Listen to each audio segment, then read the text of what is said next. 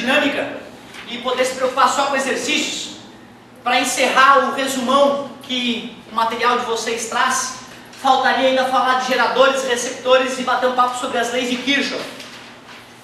Bom, quando a gente começa a estudar eletrodinâmica, a gente prefere falar para o aluno que uma bateria de 12 volts tem sempre 12 volts, faça o que tu fizer com ela. Faz o que tu quiser com ela, 12 volts. Ela sempre vai te fornecer 12 volts, uma bateria mágica, 12 volts. E não é assim. Não é assim. Na verdade, quando a gente compra uma bateria de 12 volts, ela só tem 12 volts sem ser utilizada. Se ela começa a ser utilizada, a voltagem dela nunca é 12. Ou seja, tu ligou uma lâmpada na bateria de 12 volts, ela não vai estar recebendo 12 volts. Ela vai estar recebendo 11 uns quebrados. Tu ligou um motor na bateria de 12 volts, olha, provavelmente esse motor deve estar recebendo 8, 10 volts, mas nunca 12.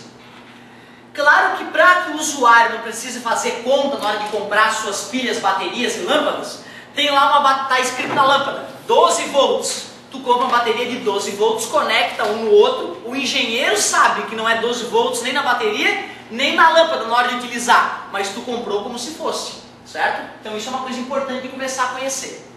Por que então uma bateria de 12 volts nunca fornece 12 volts? Por que uma pilha de... Quanto é que é a pilha mesmo? A voltagem da pilha?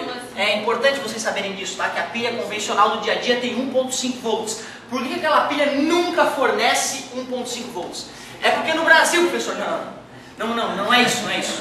No Brasil, realmente, a gente paga pelo serviço, a gente sempre recebe a menos, né? Mas não é o caso. Isso é no mundo inteiro e é um outro fenômeno, um fenômeno físico. Olha só que legal. O gerador, por exemplo, uma bateria, pessoal, ele tem dentro de si um elemento que gera energia, lógico. Porém, ele é feito de condutor, até porque a energia tem que fluir por dentro desse material, não é isso? E todo condutor, por mais condutor que seja, apresenta uma certa resistência elétrica. E toda a vida, então, que um condutor vai ser percorrido por uma corrente elétrica, vai ter um pouco de transformação de energia em calor. Energia elétrica e energia térmica, efeito Joule é o nome disso. Então nós podemos representar a resistência elétrica de um gerador que está distribuída ao longo do corpo dele, concentrada em apenas um local, para efeito didático.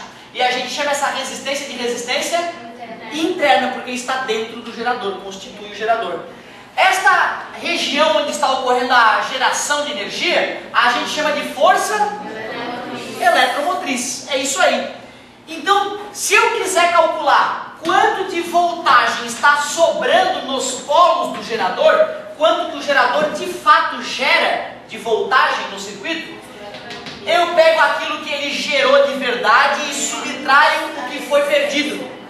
E para calcular o que foi perdido é só fazer R, e nesse caso Rzinho vezes o I, que percorre o gerador, R vezes I. Esta aqui é a famosa equação do gerador. Se eu for fazer um gráfico da voltagem em função da corrente, olha como é que fica bonitinho o gráfico. Voltagem e corrente. Quando a voltagem era zero, antes de eu usar a bateria, a voltagem era a própria força eletromotriz, que é aquilo que eu comprei. Então tu pega a tua bateria 12 volts, volta o voltímetro, 12 volts. Porque tu não está usando ela. Não tem corrente atravessando ela. Na hora que tu começar a usar a tua bateria, a corrente vai percorrer ela e vai ter perda de voltagem na resistência interna. Então o que vai sobrar nos polos é menos, e menos, e menos, e chega uma hora que a corrente é tão grande na bateria que a voltagem cai a...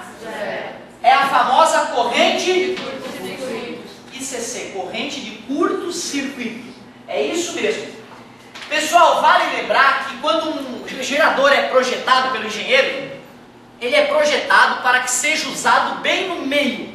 Ou seja, quando tu está melhor aproveitando uma bateria de 12 volts, é quando estás usando apenas 6 volts da bateria. E a corrente, então naquele momento, é a metade da corrente de curto-circuito. Geralmente, então, a bateria do carro tem a qual principal função, a bateria do carro?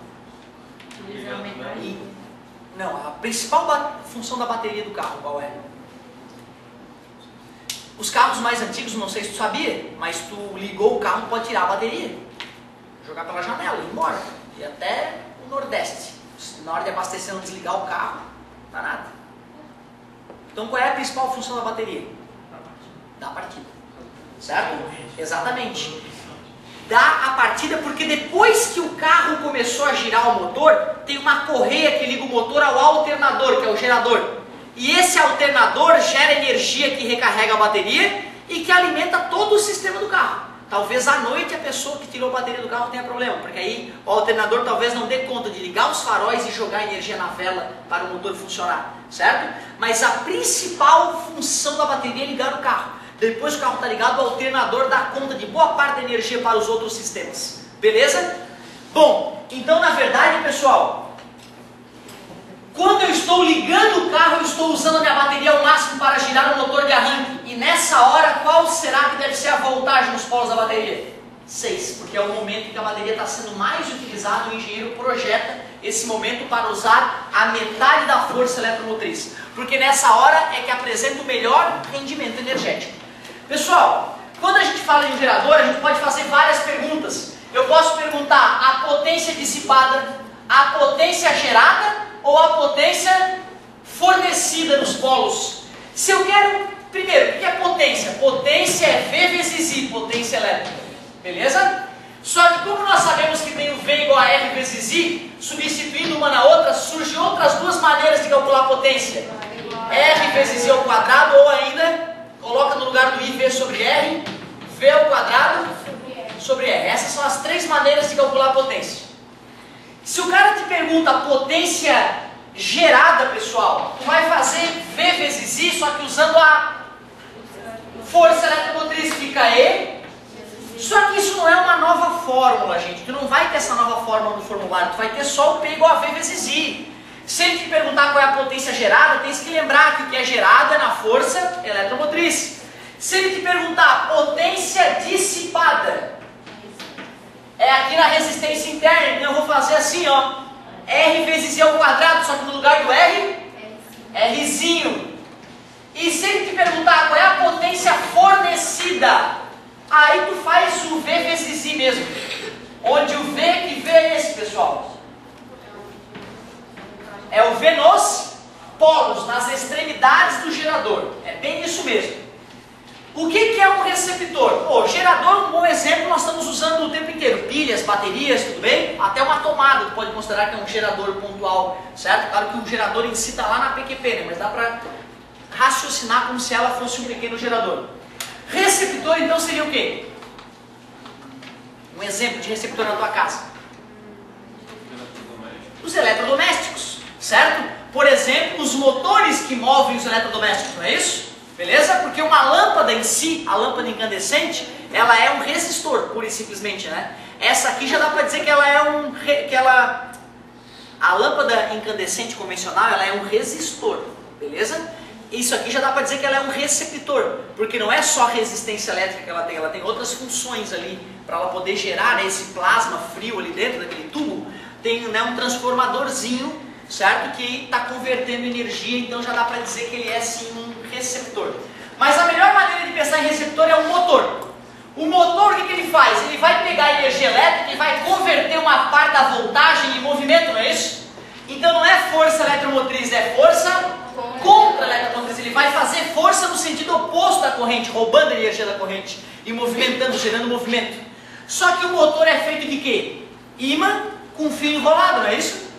Lembra? É ímã e fio enrolado. E fio tem resistência. Então, ó galera, se tu for olhar um receptor, ele tem a mesma estrutura básica de um, só que o gerador, a corrente passa em um sentido, do mais para o menos, a favor dessa DDP. E esse aqui é no sentido oposto. Tudo bem para ti no sentido oposto? Pode fazer uma pergunta se tu quiser. Tudo bem para ti no sentido oposto? Tudo, né? Então me explica, por que está no sentido oposto? Eu quero dizer o seguinte, ó, por que está no sentido oposto, está no mesmo sentido? Isso, é inverter os polos, né? É inverter os polos. Ao inverter os polos, a corrente está no sentido oposto. Se eu mantive ela para o mesmo lado, concorda comigo? Então cuidado, hein? A equação do receptor, ela ficou diferente. A voltagem dos polos